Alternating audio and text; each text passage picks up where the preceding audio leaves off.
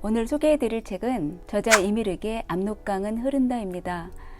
이 책은 제가 얼마 전에 소개해드린 불꽃처럼 살다 간 여인 전혜린이 독일로 유학 갔을 때 이미르의 묘를 방문하고 그분의 책을 독일어로 번역하게 됩니다. 그 후 압록강은 흐른다는 독일에서 호평을 받게 되죠. 저자 이미르는 현 서울대학교 의대 전신인 경성의학전문학교에서 의학을 공부했으며 경성의전 3학년 당시 3.1운동에 가담해 반일 시위를 하게 됩니다. 3.1운동에 가담한 것을 계기로 생명의 위협을 느껴 이미르는 독일로 망명하죠. 1927년에는 벨기에 브뤼셀에서 열린 세계 피압박 민족회의에 참가했으며 조선의 상황을 세계에 알리고 독립을 주장하는 일을 지속적으로 하게 됩니다. 따라서 압록강은 흐른다 이 책은 조선 왕조 말기부터 한일 합방의 시기에 유년기를 보내며 민족의식이 싹트게 되는 이미르의 자전 소설입니다. 읽으면서 헤르만 헤세의 수레바퀴 아래서와 연관되는 그의 매력적인 문체에 깊이 빠져들며 읽은 책이고요. 또한 제가 좋아하는 작가인 전혜린에게는 특별했던 그와의 인연 때문에 소개해드리고 싶은 책이기도 합니다. 오늘 낭독해드릴 장은 이 책의 제목과 같은 압록강은 흐른다라는 제목의 장입니다. 나는 국경에 있는 거대한 강 가까이에 왔다. 곳곳에 사람 키만한 갈대가 자라고 있었고 밭이나 노는 좀처럼 보이지 않았다. 그래서 나는 더는 나아갈 수가 없었다. 꼭두 새벽부터 밤늦게까지 무장한 군인들이 순찰을 했고 총소리가 자주 들렸다. 특히 새벽녘에 그랬다.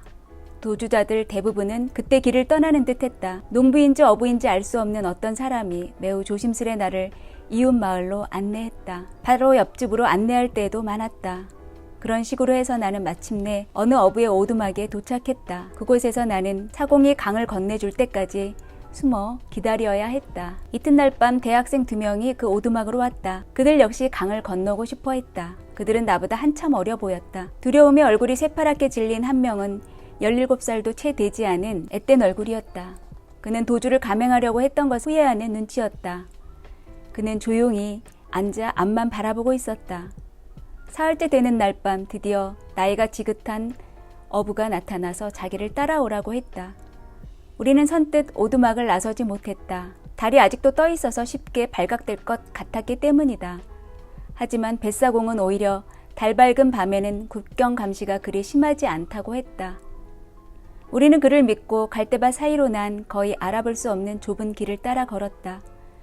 그렇게 1시간 넘게 도망을 친 뒤 작은 숲에 이르렀다. 사공이 짧게 휘파람을 불자 저쪽 덤불에서도 비슷한 휘파람 소리가 들렸다. 그러자 어부 2사람이 나타났다. 우리는 갈대를 헤치고 조금 더 걸어갔다. 우리가 꼼짝도 하지 않고 서 있는 동안 어부들은 잠시 속삭이더니 말없이 작은 말뚝에서 조그만 통나무 배를 풀었다. 이 배는 너무나도 작아 겨우 2사람만 탈 수 있었다. 어부들은 각기 한 사람씩 우리를 쪽배에 태웠다.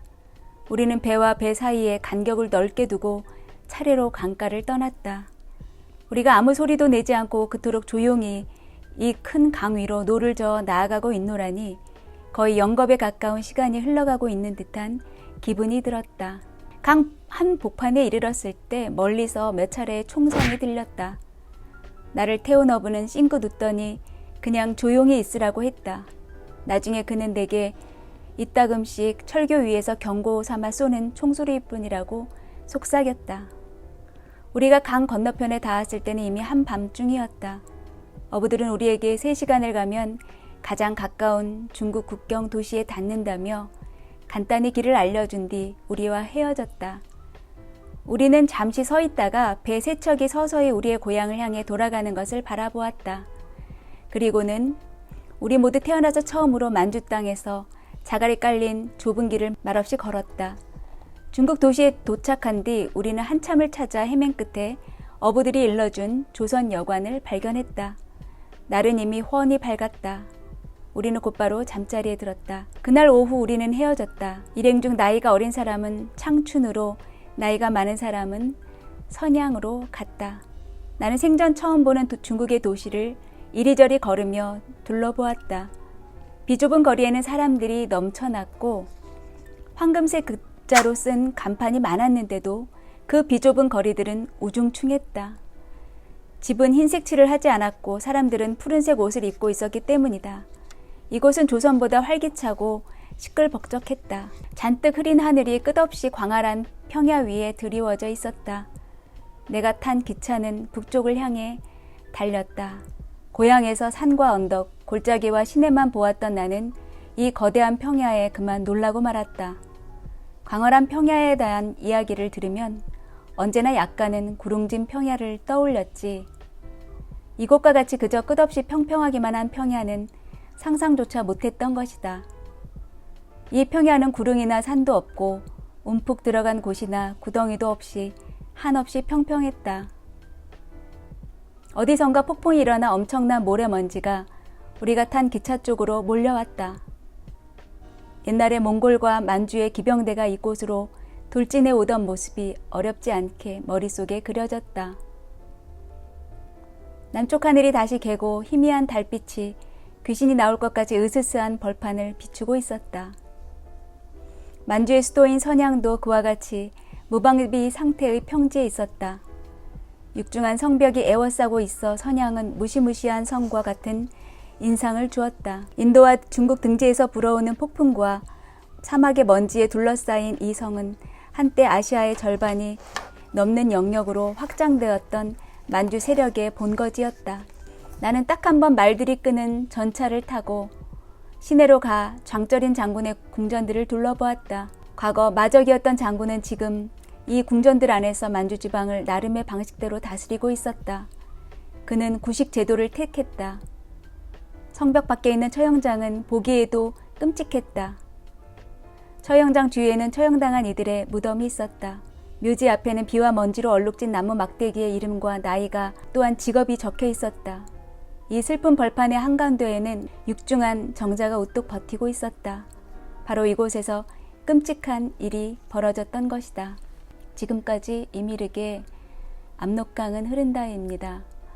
이 책은 한국 사람이라면 읽어봐야 되지 않을까 하는 생각이 들 정도로 그 당시에 지식인들이 고뇌하고 또 민족을 위해 같이 항일투쟁을 할 수밖에 없었던 여러 가지 어려운 상황들이 나옵니다. 전혜린도 그 시기를 다 거쳤던 사람으로서 독일에서 그녀가 이미륵을 만났을 때 이미륵의 묘지에서 이미륵을 보았을 때 참 여러 가지 만감이 교차했을 텐데요. 그의 책을 독일어로 번역을 하면서 같은 한민족으로서의 느낄 수 있었던 또 유학생으로서의 많은 고충들을 서로 나누며 한민족으로서 우리가 민족의식을 고취할 수 있는 그런 책인 것 같습니다. 네, 지금까지 시청해 주셔서 감사합니다. 안녕히 계세요.